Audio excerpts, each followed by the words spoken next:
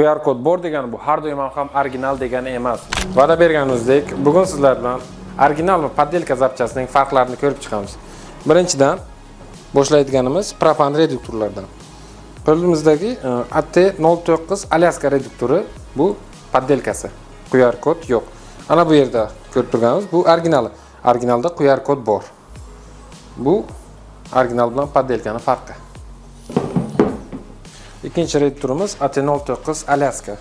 Bunda ham xuddi shu yuqorida aytib o'tilgan Nordicga o'xshagan QR kodda farq qiladi. Originalda QR kod bor, poddelkada QR kod yo'q. Yuqorida aytib o'tilgan ikkita reduktorimiz bu Italiya davlatida ishlab chiqarilgan. Uchinchi reduktorimiz bo'lsa bu Polsha davlatida ishlab chiqarilgan R02 reduktori. Bu Stag mahsuloti bo'lgan.